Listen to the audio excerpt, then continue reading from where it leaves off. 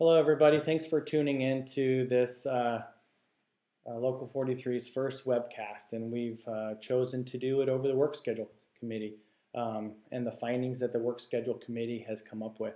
We're super excited. We have a lot of information to present.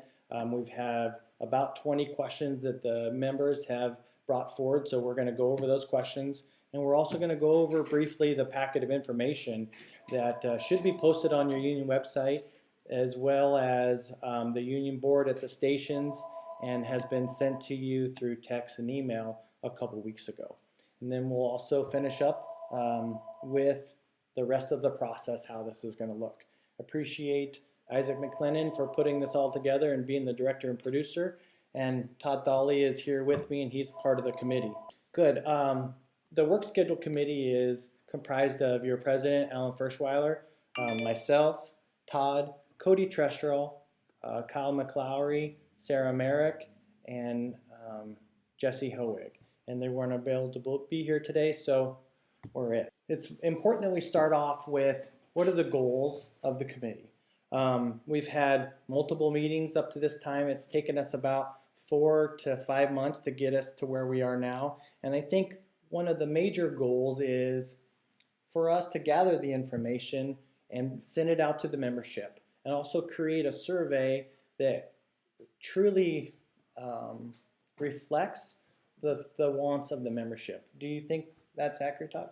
Yeah, I think one of the main goals has actually been to do all of those things in the most unbiased way possible, and we did that by creating that graph so everybody could just really look at the facts, and that's what we're trying to present here is the facts as we know it, and a lot of things we don't know, and be honest about what we do and what we don't know, and go from there. That's a great point. I've had multiple members ask me about who's on the committee and why are we biased one way or the other.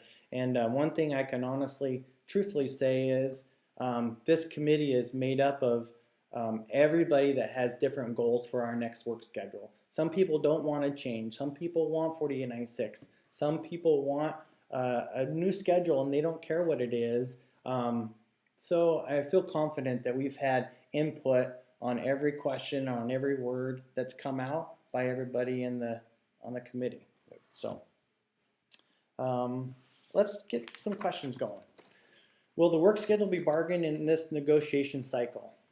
Well, this is a timely issue for us, and we will actually be starting our bargaining cycle this week. We don't know what level or if any the work schedule will be in this cycle, because there are so many issues that the city has already brought to us that we're going to have to be playing hardball on. So although we have opened this article in the contract and we want to address it and talk about it, we're not sure at what level we're going to be able to get it on the table and for how long on the table. So next question. Why don't you use a 4-platoon system and have firefighters payback days on the 4th platoon? Lance Marshall is our numbers advisor for the committee, and he's created multiple different payback availability for all of the schedules. The 2472, 4872 being one of those schedules.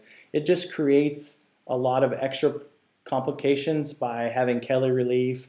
The A, B, and C, they don't get the exact same schedule if you do a 4th platoon with a payback system.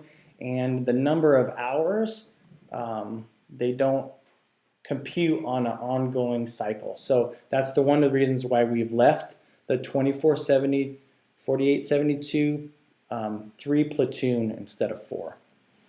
Plus, it would require quite a bit more hiring. It would. If we went straight to a 4th platoon, we would have to hire a significant amount of people as well as lieutenants. And I don't know if we're in that position right now.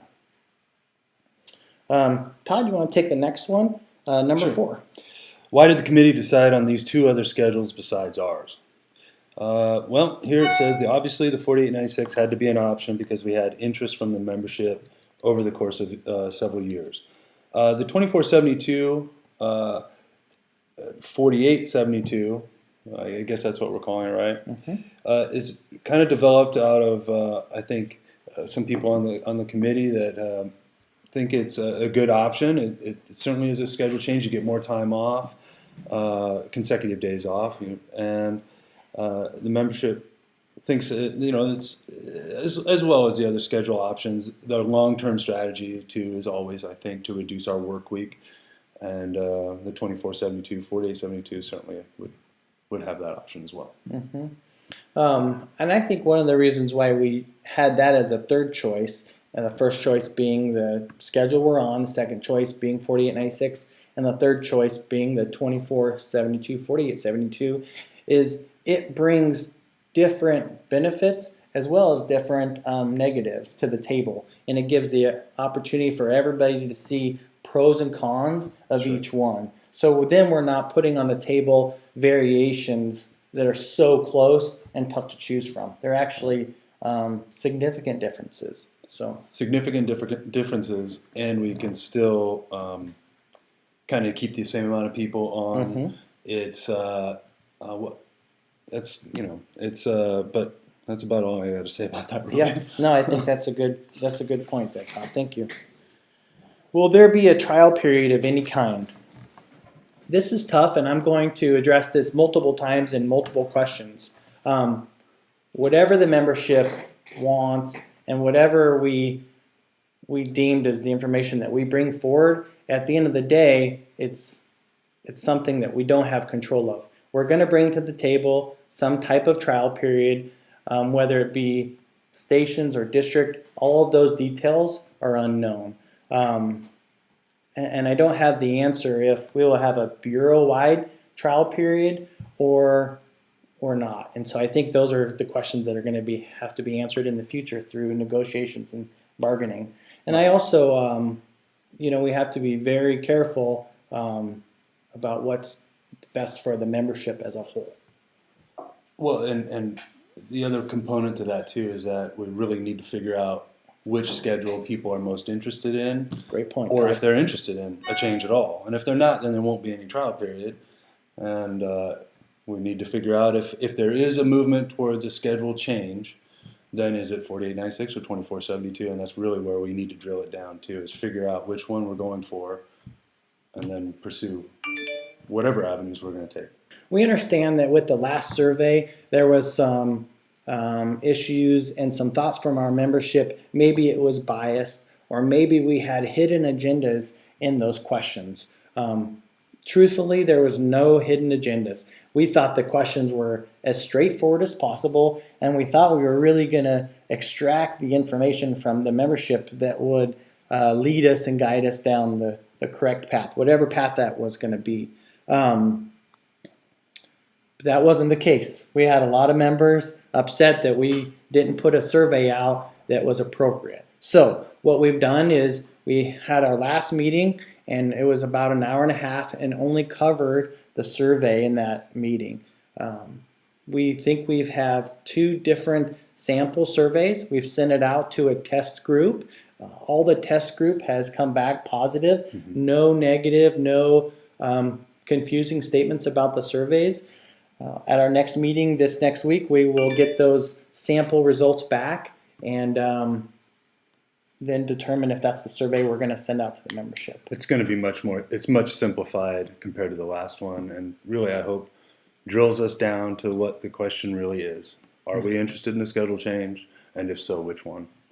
Why are the Kelly days not stacked on the 48/96? There seems to be a lot of confusion in general regarding Kelly days. This is something that we spent a lot of time in our last meeting, and it is our goal to create an unbiased package of information. And if we did Schedule A with these benefits or these details, then we wanted to make sure that Schedule B had the same. So we currently don't stack our Kelly days. They're spread out. And so for us, spreading out the 48/96 was the right decision. But it doesn't necessarily mean that that's the way it's going to be Exactly, in the future. We don't really know what our options are going to be because there will be a process of negotiation, and the city or the administration will have to sign off on whatever we do.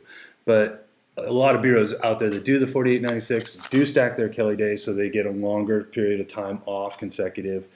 We'd have 10-day breaks if you stacked your Kelly days instead of just having 5 days off if you did them separate. So I think people that want consecutive time off want to stack their Kelly days, and that's what we would hope we would get if we were going to a 4896 schedule, and maybe even the 2472, 4872.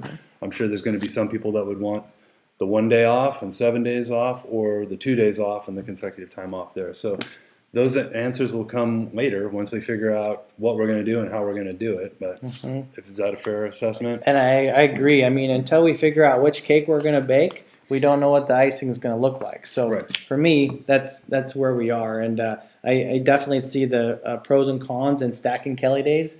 But again, it brings us back to not having, not presenting something we can't guarantee. And I don't want the membership, you people out there, to think that they said they were going to stack Kelly days, and now we're on a 4896, and they're not allowing us to stack them. Right. You know, you misrepresented what we had the opportunity to do. So if you're looking at it from a totally unbiased way, maybe when you think about voting for a package, you don't necessarily want to incorporate into your decision making the idea that, oh, Kelly Day or that 4896 is going to give us 10 days off. You just have to really assess it from an outside perspective and say, listen, 4896 for sure gives us 4 days off after every shift. Or every 2 day shift. And the 2472 gives you 3 days off after every shift. Exactly. So, awesome. And worry about the Kelly days later. When would the schedule change go into effect? We don't know. Honestly, things in the Bureau take a long time. This is going to be something that's going to affect us all, no matter what, if we want it or don't want it. And so the length of time you'll have to prepare will be significant. So we don't know when it would go into effect. If we are seeking a schedule change through the negotiation process, is there any sense of what the city may want in return for allowing a change?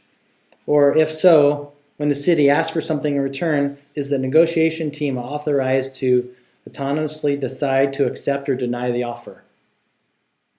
We haven't had the conversation with the administration or the city about a schedule change. As I stated earlier, it's going to come up in bargaining, and we don't know what they're going to be asking for. We know they're already asking for some big ticket items before we even present any of our wants. So are we authorized technically to agree to something? We can sign a tentative agreement where we say, we like this language, you like this language, we'll take this to the membership at a later time. Are we going to, as a negotiation team, present or accept a work schedule change without the approval of the membership? No. So when you work a 48-hour shift, right, there's a possibility that you can work or be scheduled to work on December 24th and 25th, or Christmas Eve and Christmas Day. Nobody wants to work both those days, and it's a concern of all parties, I'm sure. And you technically could have this problem on the 2472, 4872, and you will. So the way most departments do it. Now, again, this is the caveat for this is that we can't promise anything because we don't know exactly how it's going to work out until we work out multiple years of these cycles and see how often each shift falls on this. But the information out there on the 4896 is that you do fall on that where you work 2 days, Christmas Eve, Christmas Day. I think it's maybe 1 every 4 years. I don't remember exactly how often it is, but it's not every year. And it may not even be that often. But what most departments across the country that do have this schedule, they do have a flip-flop that's bureau-wide. Now, Travis and I, we talked about this. We can't guarantee this because we don't know if the administration is going to do this, but it's something that we would probably go after, is making it so that it was acceptable to all shifts. Nobody got shortchanged. Everybody worked a certain amount of where they'd flip-flop. So like A shift is scheduled to work both Christmas Eve and Christmas Day, B shift is going to pick up one of those days. And then the next year, B shift is maybe on 48, on Christmas Eve or Christmas Day. I don't think it happens that often, honestly.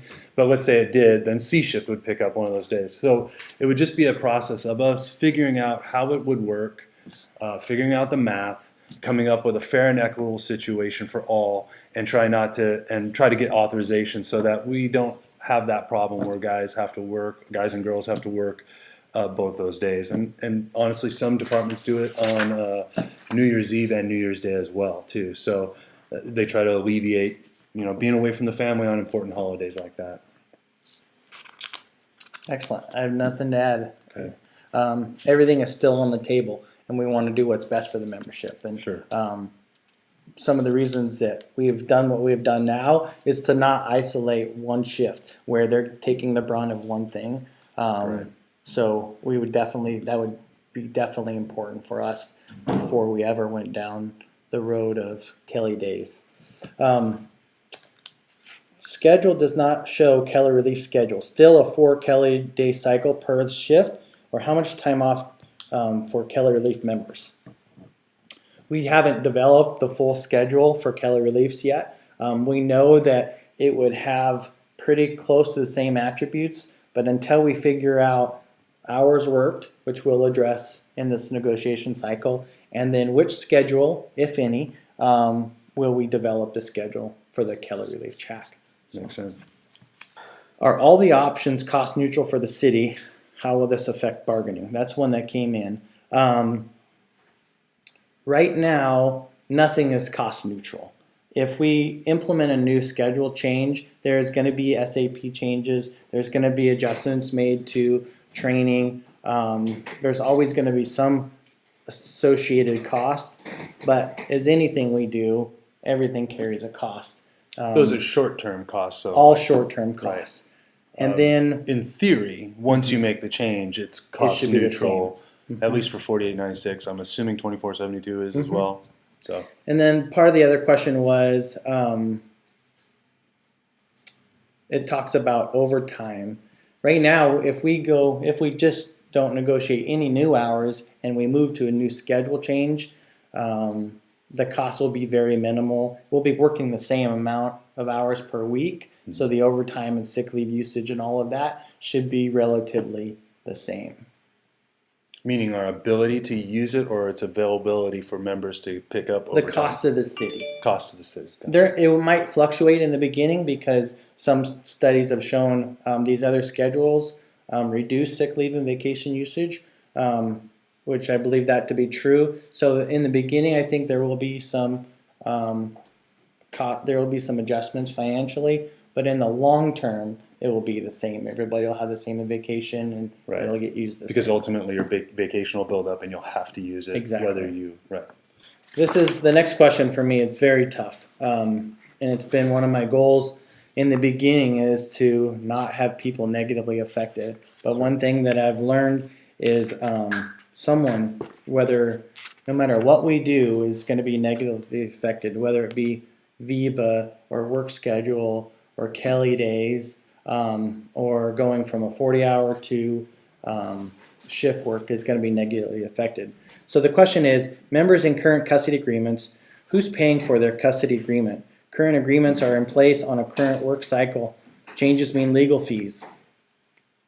This is unfortunate, and we anticipate having a lot of lead time to help these situations out. The lead time will also create some flexibility for our members to adjust. Right. Anything to add there? Well, it's definitely been a topic of our conversation, and we have lots of ideas on how to help people, but there is going to be some consequences to anything, obviously. So that has to be thought about. But there's quite a few anecdotal evidence out there, at least, that a lot of times people perceive change and or a schedule change to be harmful or more harmful than it actually is, and then once they start to live it and experience it, it usually is it's a positive change, and there's a tremendous amount of evidence out there with the 4896 schedule at least, where departments that didn't vote it in as strongly as they once they experience it for a year in a trial period, Bend was unanimous with the exception of one vote after they experienced it for 1 year. So there is going to be consequences to certain members, and those we are doing our best to think about those and put those heavily in any thinking in any process that we're creating. But we know too that sometimes things are perceived to be negative when in fact they may come out on the other side positive.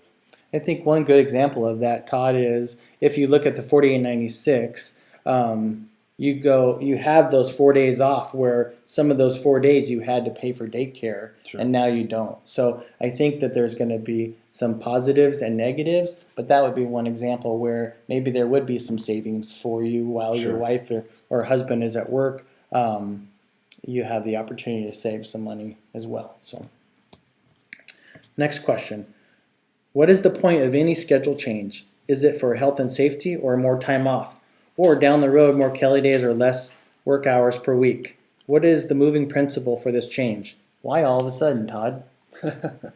Well, I don't know that it's all of a sudden. I think there's a lot of people that have been wanting, I think a lot of people selfishly want more consecutive time off. They feel like our 48 hours off is not enough because we're constantly repairing. We're coming home, if we're working at one of the busier houses, we come home, we're tired. We waste a good portion of that first day off, and then the second day that we have off, we're getting ready, mentally at least, to go back to work the following day. And there's a lot of studies out there that indicate that that's not the healthiest way to live, and that having consecutive time off is good for your health. So that's what I believe, that consecutive time off can be beneficial. That's a motivating factor for a lot of people. I don't know that this has been sudden. I think there's been a lot of talk over the years. I know that it was brought up well before I was in the Bureau as well, too. So I think it's for getting more to consecutive time off and for health reasons. I think those are two very, very strong reasons, and probably the best one is your health, obviously, right? I mean, if it is healthier, and if we believe that, then that's a strong motivating factor for making change. I would agree. Question comes in from Tex. Has any departments anywhere tried the 4896 and then gone back to the 2448? I currently, through the 77 departments I personally researched, I know of no department that has ever gone back. I know Todd has more experience with the numbers and the information that's come back. I believe that all departments are over a 90% approval rating once they do go to the 4896. So those numbers are pretty significant. So I don't know what the exact numbers are in terms of approval rating afterwards. The ones that I have seen have been they've gone up dramatically after people experience the work, the schedule, but a lot of them are very, very high approval ratings of having those 4 consecutive days off. Nobody likes to work 2 days in a row versus working just 1 day in a row. Right. But these schedule options both have a component of 48-hour work schedule, Exactly. right? And either one of them, you're kind of like, what is that, delaying gratification, right? You're putting in 2 days of hard work to get either 3 days off or 4 days off. And it's just like saving money or putting money away for a rainy day. To me, that's the way I look at it. It's like I want to go to something that provides more time off consecutively, so, for adventuring, for life, and for health. Is the image of too much time off that's created a negative on the political side? Our image is very important to us all. We all know that. We do things daily while we're at work and while we're not at work to protect that image of who we are and what we do. But as with anything, the population, the public, they're going to create their own thoughts and ideas about what we get or we don't get. And although we're going to try to limit the amount of negativity that might be associated with the schedule change, at the end of the day, we have other benefits that we've gotten from the city, such as the new parental leave for 6 weeks off. And that might be a situation where the public has thoughts on that as well. So it is something that we're going to talk about and be concerned about. But at the end of the day, if having a schedule change is the best for our membership, then that's the road we need to go down. So I think on that side too, I've heard that argument before. And one thing that I think of is, number one, people don't understand our schedule as it is now, right? I mean, unless you've worked shift life and shift schedule, you don't really understand what that truly means. And two, you can explain it away by saying it's the exact same amount of hours that we were working before. We are working 51.69. If we keep it the same way, we're going to work the same amount of hours. It's just about time that we're coming to and from work. And really, back to another question about what are they going to want? It depends on how we sell it. If this is potentially a savings to the city, it's certainly less traffic on the road. We got 170 people that aren't going to be going down the road every other shift or every 48 hours. So I don't know. I think there's a lot of different ways to look at it, and it's how we spin it. How are you going to perform a trial period? A few stations, battalions, time durations, those opposed to willing to try it. Again, we don't have the information for the trial period yet. This is something that needs to be determined at a later date. We would like to see some type of trial in our future, but it's unknown if it's by stations or by district or a group of individuals. So we will keep you updated later when we find that out. Again, it's kind of once we figure out if we're going to pursue a schedule change, then that'll be next. Question from the text is, would mandatory training be easier to get completed? I think that you can see pros and cons from the training side of things, although this is something that the administration will be ultimately responsible to work out and not the union. If you have days lumped together and you know that those aren't your Kelly days, then you could have some quality training and focused on those days. And it might be easier for people to not miss training. So there are definitely negatives and positives there. I talked to some battalion chiefs and higher ups down in San Jose, Sacramento Metro actually, and there is a concern from the administration there about training. But although there was a concern, the guys that I talked to said that when they first got into figuring out how to do training, it was a little bit like they didn't know how to do it, mainly because you can be off almost a week at times, but then it'll flip around and be back on that next week. So they found that it all worked out, that it's not a prohibitive factor. It just is maybe mentally when you're first trying to figure out how the system's going to work when you go to that new schedule change. That can be one of the more difficult tasks of figuring it out, but it seems like all the other departments that have gone before us, which is well over 80 or 100 departments or possibly more, because we don't really have a lot of statistics after in 2006. But in terms of how many more departments have gone to 4896 or a version of these schedules, but they figure it out. Yep. We'll get one more question and then go to the phones. What do we do for 31's B shift and the Gresham partnership? I think that's a decision that the administration will have to figure out. How will call shifts and overtime for hiring and sign-up changes work? I assume nothing will change with overtime or the way we sign up. Any future ramifications of a change, like payback days or the inability to gain more Kelly days? There have been other departments that have gone to 4896. They had an issue when they increased their hours per week to get to the 4896 because now they weren't able to negotiate back down. For us, I don't see this as being an issue the same way because we're either going to negotiate our hours down or keep them the same if we do decide to go down the path of a schedule change. So I think that this is less of an issue for us at this time. Anything to add, Tom? No. Okay. One of the members also would like us to clarify that when we keep talking about reducing hours, we're talking about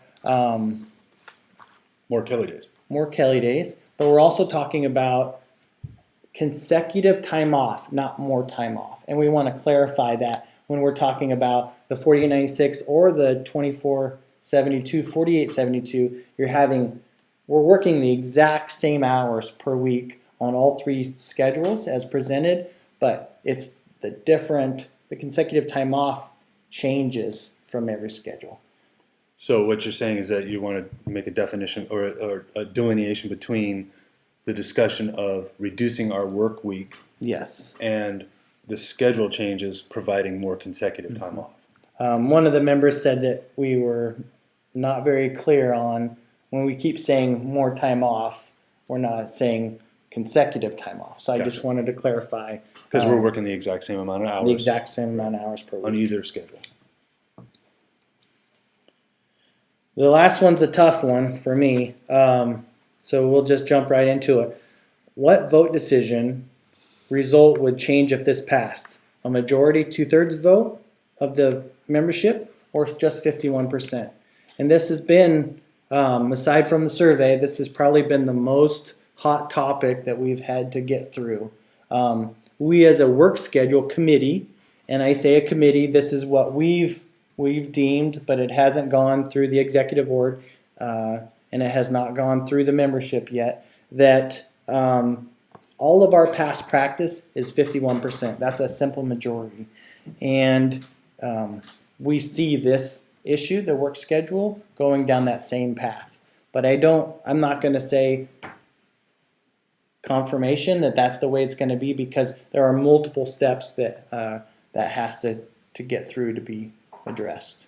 So how? Like what? Bringing it to the executive board and then letting them decide on it, and maybe there's possibility of motions at meetings, or we do another survey. So, but for now, the answer is 51%, simple majority. I did want to cover a couple things in your work schedule package. If you can turn to page 3. On page 3, we keep referring to the 2472, 4872 column as departments that are on that schedule. I should have clarified when we made the package that when we talked about the departments that are on that schedule, they're on variations. They have different payback days, or they work a different cycle, but the meat of their schedule is a 2472.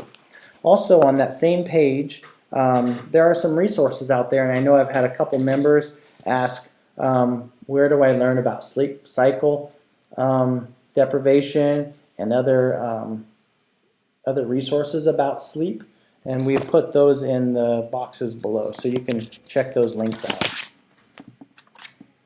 Is there anything you'd like to point out on the package while we're opening it up? No, I don't think so. Pretty self-explanatory. Except for the last page, I could see people maybe being a little confused, but it's pretty well laid out there too. But just knowing that the different notes at the very bottom obviously refer to different ways of handling your Kelly day, so you can look at different options. That once again, if we decide to go to a schedule change, and when we figure out which one, then we'll look at all the different options. One of the questions from a port member, and thank you for tuning in, is there any FLSA issues with changing schedule? Although we begin to look at the FLSA cycle stuff, we have not gotten all the way down in the specifics to see how that would affect us.